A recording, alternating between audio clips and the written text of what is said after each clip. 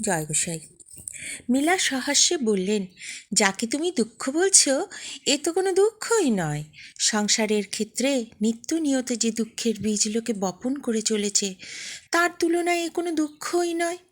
এই দুঃখের মধ্যেই আমি ভালো আছি। সবার চোখের আড়ালে সমস্ত সংসারের অলক্ষ্যে এই নির্জনেই যেন আমার জীবনের পরিসমাপ্তি ঘটে। আত্মীয়রা আমার আনন্দ নাই বা জানল, শত্রুরা নাই বা জানল আমার দুঃখ। বার্ধক্য আসুক, রোগ আসুক, কেউ যেন না জানে।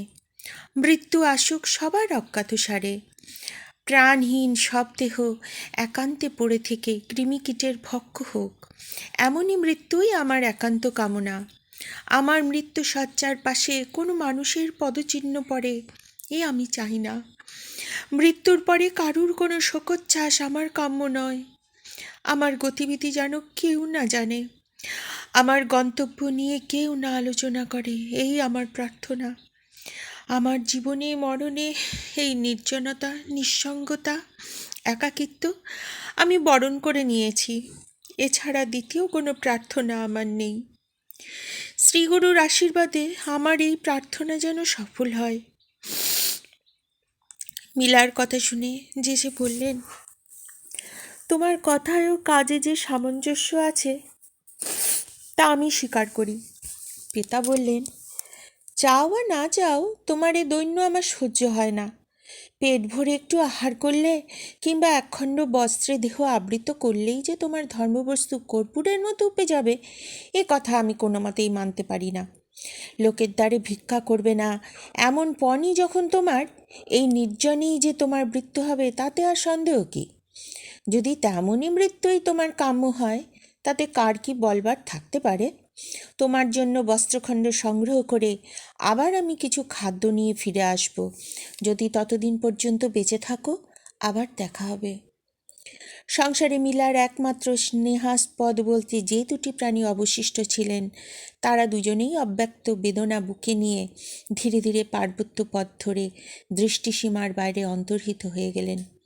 বনভূমির নির্জনতার বুকে একক পুরুষ অদ্বিতীয় রূপে বিরাজ করতে লাগলেন। কিন্তু সমাধির যে বিঘ্ন ইতিপূর্বেই শুরু হয়েছিল তার কোনো প্রতিবিধান হলো না। মিলা অস্থির হয়ে উঠলেন। আসনে গিয়ে বসেন নামমাত্র। সারা দেহ মন যেন একসঙ্গে বিদ্রোহ ঘোষণা করছে। আসন থেকে টলতে টলতে উঠে আসেন। বরফের মতো শীতল জলে অবগাহন করেও দেহের জ্বালা যায় না। অন্ধকার আকাশের গায়ে বৃক্ষ শাখাগুলি জড়াজড়ি করে চোখের সামনে খাড়া হয়ে থাকে। পাতার ফাঁকে ফাঁকে আকাশের তারাগুলি জ্বলজ্বল করে জ্বলতে থাকে। গুহার বাইরে এসে অস্থির পদে কিছুক্ষণ পদচারণা করে তিনি আবার আসনে গিয়ে বসেন। কিন্তু বৃথা চেষ্টা। তার নিজের দেহ নিজের মন যেন আর নিজের বশে নেই। ক্ষিপ্তের মতো দুহাত দিয়ে নিজের রুক্ষ চুলগুলি টেনে টেনে ছেড়েন। আবার আসন ছেড়ে উঠে পড়েন। এমনি করে সারা রাত্রি কাটে। প্রত্যেকটি প্রহর যেন অনন্তকালের মতো দীর্ঘ হয়ে ওঠে। উত্তপ্ত মস্তিষ্কে এলোমেলো চিন্তাগুলি জট পাকিয়ে তাকে যেন পাগল করে তোলে। এইবার তার মনে হলো, সাধক জীবনে এর চেয়ে বৃহত্তর সংকট আর কী হতে পারে? শ্রীগুরুর দেয়া গোপন নির্দেশ খুলে দেখবার এই তো সময়। ভোরের আলো জাগার সঙ্গে সঙ্গে তিনি সন্তর্পণে সংরক্ষিত লিপিখানি খুলে পড়লেন। দিনের আলোর মতো সমস্ত রহস্য পরিষ্কার হয়ে গেল। সর্বজ্ঞ মহাগুরু ঠিক এই অবস্থাটির কথা ভেবেই বিভিন্ন ক্রিয়ার বিধান দিয়েছেন। এই সংকটকালে গ্রহণীয় খাদ্যের যে বিধান দিয়েছেন, দৈবযুগে পেতা ও জেসে তদনুরূপ খাদ্যই তার কাছে পৌঁছে দিয়ে গেছেন। শ্রীগুরুর চরণে প্রণিপাত জানিয়ে মিলা আদিষ্ট পন্থায় সাধনা শুরু করলেন। মন্ত্রের মতো তার সমস্ত জ্বালা জুড়িয়ে গেল। নাভিমূলে সুষুম্না চক্রের ক্রিয়া যেখানে স্তব্ধ হয়েছিল সেখানে যেন তড়িৎ শক্তি জাগ্রত হলো এবং সঙ্গে সঙ্গে মিলা গভীর সমাধিতে নিমগ্ন হয়ে গেলেন। স্তরের পর স্তর অতিক্রম করে তিনি উচ্চতম জ্ঞানের শ্রেষ্ঠতম উপলব্ধির আস্বাদ লাভ করলেন।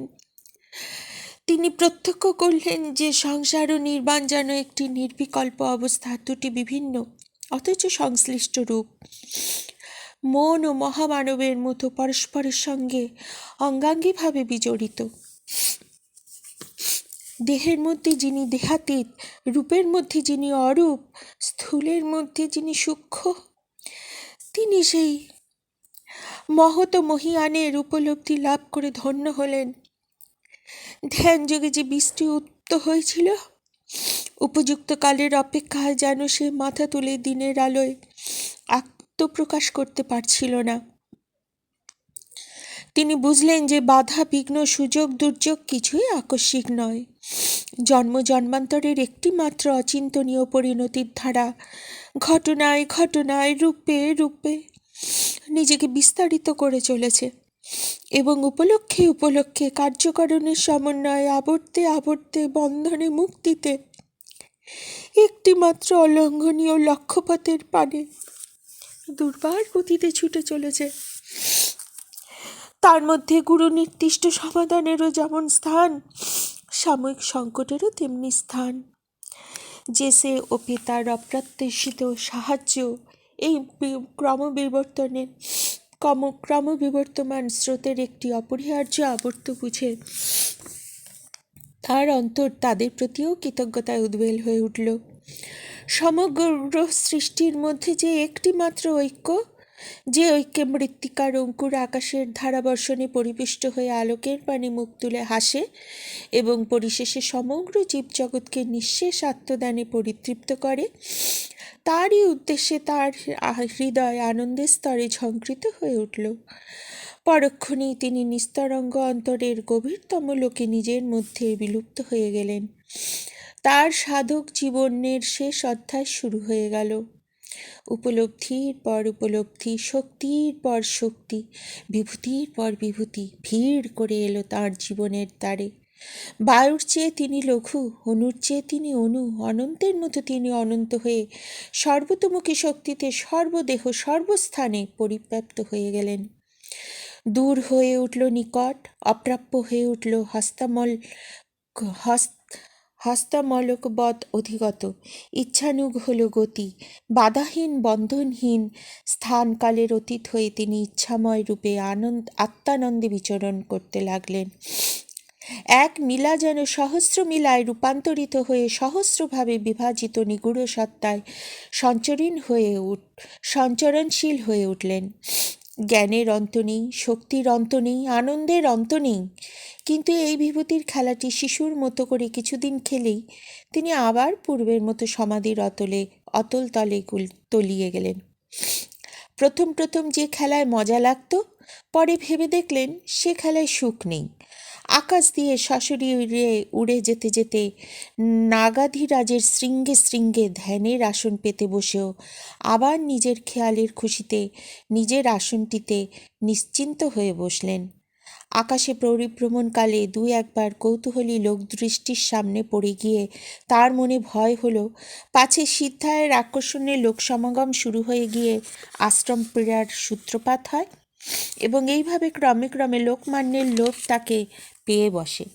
এই সব ভেবে চিন্তে মনে স্থির করলেন যে এতদিনের তপস্যাক্ষেত্র পরিত্যাগ করে ল্যাপচিচুবারের নিভৃত গিরিকন্দরে আশ্রয় নিয়ে অবশিষ্টকাল লোকলোচনের বহির্দেশে সমাধিমগ্ন হয়ে থাকবেন।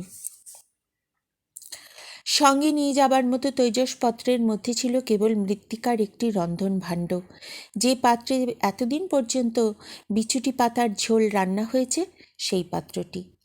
এই বহুমূল্য সম্পদটি পিঠে ঝুলিয়ে নগ্ন দেহে গুহার বাইরে আসতে গিয়ে দুর্বল দেহে মিলা অকস্মাৎ পা পিছলে পড়ে গেলেন এবং সঙ্গে সঙ্গে পাত্রটিও গড়িয়ে পড়ে চূর্ণ বিচূর্ণ হয়ে গেল। ক্ষতির দিক দিয়ে ব্যাপারটা সামান্য হতেও সামান্য। তার জীবনের পথের নেশায় তিনি এর চেয়ে অনেক বড় ক্ষতিকেও দু পায়ে মারিয়ে মারিয়ে এতদূর পর্যন্ত চলে এসেছেন।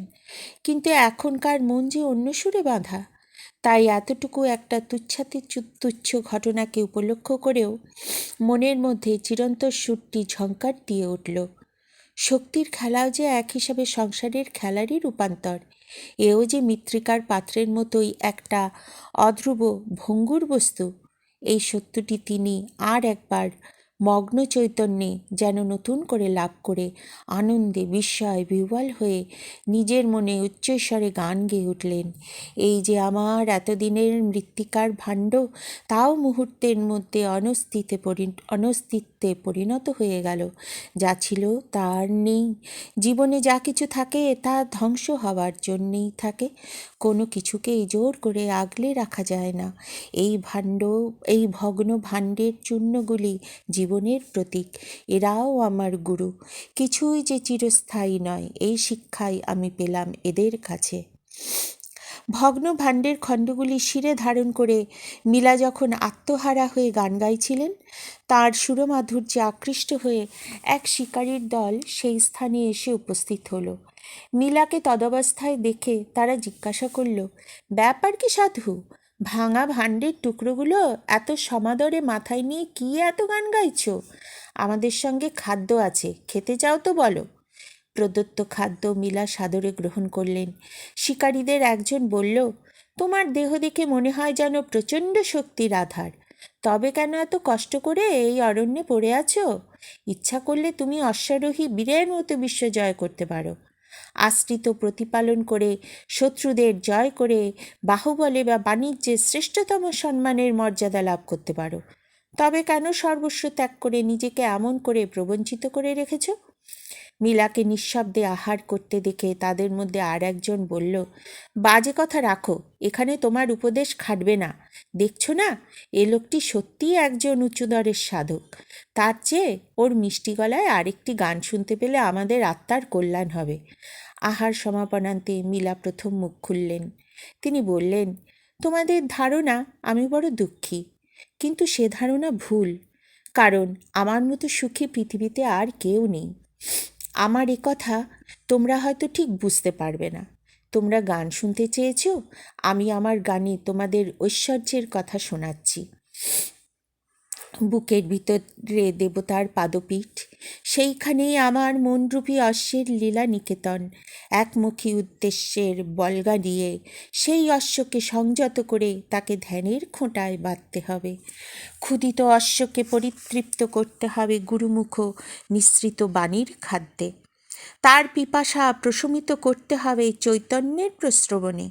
শীতের সময় তাকে সংরক্ষিত করতে হবে শূন্যতার আবেষ্টনে। তার পৃষ্ঠে জিন জড়াতে হবে ইচ্ছাশক্তির ও বুদ্ধিবৃত্তির। তাকে বাঁধতে হবে ধৈর্যের অটল বন্ধনে। তাকে স্থির করতে হবে শ্বাসের সংযমে।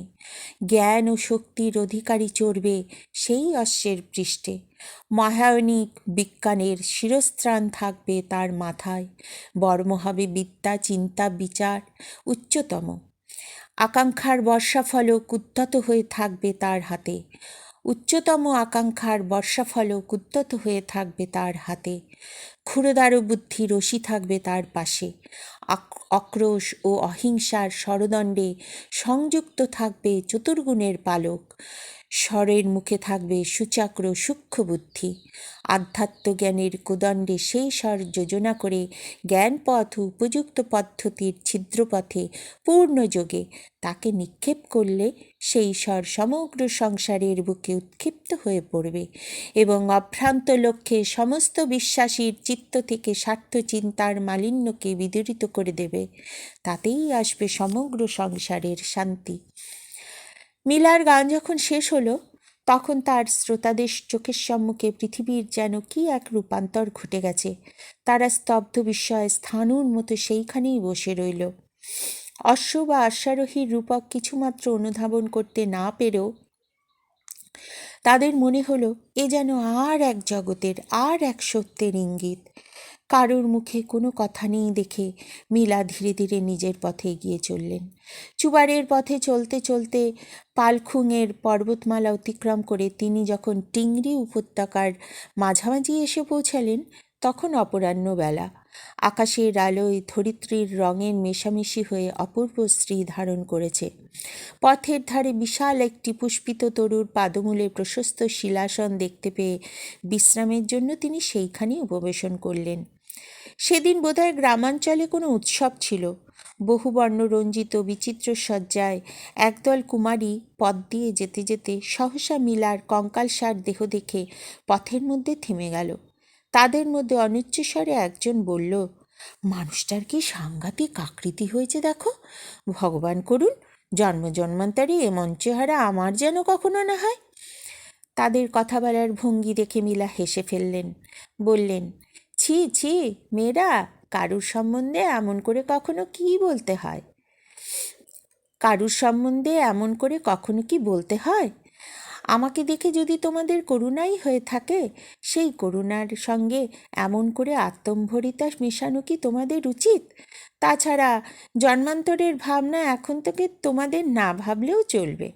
তোমরা নিশ্চিন্ত হতে পারো যে এমন আকৃতি তোমাদের কখনোই হবে না, সেজন্য জীবন ভরে প্রার্থনা করলেও না। তোমরা এখানে একটু বসো, তোমাদের একটা গান শোনাই। লোক আমি ভালোই, এই দেখো, তোমরা আমার নিন্দা করলে, কিন্তু আমি যেচে তোমাদের গান শোনাচ্ছি। কুমারীর দল মিলার এই সহজাতীয়তায় মুগ্ধ হয়ে তাঁর শিলাসনখানি পরিবেষ্টন করে বসল। শিশুর মতো আনন্দে মিলা তাদের গানের পর গান শোনাতে লাগলেন। সেসব এমন গভীর ভাবের গান যে তাদের ভাবার্থ এক বর্ণও তাদের বোধগম্য হবার কথা নয়, কিন্তু গায়কও যেমন খুশি, শ্রোতারাও তেমনি খুশি। এই গানের মাঝখানি ধোঁয়া ধরে মিলা গাইলেন, তাচ্ছিল্যের সঙ্গে অনুকম্পা মিশিয়ে রচিত হয়েছে তোমাদের করুণা যেমন আমার প্রতি, তেমনি আবার অনুরূপ মনোভাব আমারও হয়েছে তোমাদের প্রতি। যুগমহাত্মে সাধুরা পায় না শ্রদ্ধা, অসাধুরা পায় সমাদর। তোমাদের অনাদর অবজ্ঞার বিনিময় আমি মিলারেপা তোমাদের কল্যাণকামী। মেয়ের দল সচকিত হয়ে উঠল, কারণ তিব্বতের এক প্রান্ত থেকে আর এক প্রান্ত পর্যন্ত ইতিমধ্যেই লোকের মুখে মুখে মিলারেপার নাম ছড়িয়ে পড়েছিল। আবাল বৃদ্ধ বনিতার জানা ছিল তাঁর আশ্চর্য অলৌকিক তপস্যার বিবরণ। ইতর ভদ্র সবাই জানত পুণ্যভূমি তিব্বতের কোনো না কোনো দুর্ভেদ্য গিরিগুহায় বহু তপস্বীর মধ্যে একজন যোগীশ্রেষ্ঠ আছেন, যিনি আশৈশব বিশাল শক্তির অধিকারী। আকাশপথে তিনি সঞ্চারণ করতে পারেন, জলের উপর দিয়ে তিনি স্বচ্ছন্দে হেঁটে চলেন, কারণ জলবায়ু আকাশ অগ্নি সবাই তাঁর বশীভূত। ইচ্ছামাত্র তিনি অদৃশ্য হতে পারেন, বায়ুবেগে সহস্র যোজন পথ মুহূর্তের মধ্যে অতিক্রম করতে পারেন। দৈবশক্তিতে আত্মশক্তিতে অতুলনীয় এই মহাত্মার অসাধ্য কিছু নেই। তার ইচ্ছায় বিশ্ব প্রকৃতির বুকে মুহূর্তে প্রলয়ের তাণ্ডব ওঠে, নিমেষে থেমে যায়, নিছক বায়ু ভক্ষণ করে ইনি বেঁচে থাকেন। গুরুর আদেশে নিজের দুটি হাত দিয়ে তিনি অসংখ্য প্রাসাদ গড়েছেন, ভেঙেছেন। বিষাক্ত বিছুটি পাতার রস তার কাছে পরম উপাদেয় হয়ে ওঠে। জাগতিক ঐশ্বর্যে দুপায়ে মারিয়ে তিনি দ্বিতীয় বুদ্ধের মতো দিনহীন বেশে পর্বতে অরণ্যে বিচরণ করেন। তার কঙ্কালসার দেহের হাড় কখানি গোনা যায়। রাজাধিরাজ হয়ে তিনি নিঃস্ব, রিক্ত, সর্বস্ব তাকি একক। বাস্তবে কল্পনায় মিশিয়ে জনশ্রুতি যে তাঁর সম্বন্ধে কত রকমের আশ্চর্য উপাখ্যান রচনা করে রেখেছিল, সে কথা সংসার বিমুখ মিলা কিছুই অবগত ছিলেন না। সূর্য উঠলে যেমন করে সমগ্র চরাচর তার আলোয় ভাস্বর হয়ে ওঠে, ঠিক তেমনি করেই তিব্বত ভারতবর্ষ মিলারেপার নাম ও অলৌকিক কাহিনী নানাভাবে অতিরঞ্জিত হয়ে লোকের মুখে মুখে ছড়িয়ে পড়েছিল। জয় গোসাই। আজ এই অবধি থাক। আরেকটি কথা, এখানে যে গান হিসাবে পড়লাম, এটা আসলে বৌদ্ধ লিপি, বৌদ্ধ লিপিটার নামটা কি যেন, ওইটা ভুলে গেছি। বৌদ্ধ লিপি অনুসারে ওখানে গান হিসাবে লেখা আছে, কিন্তু এখানে লেখক ওইটার থেকে বাংলা অনুবাদ করা, তো ওই জন্য ঠিক গানের মতনই হয়ে ওঠেনি, জাস্ট ওনার গানের যে কথাগুলো সেগুলো বলা হয়েছে এইভাবে। জয় গুরু।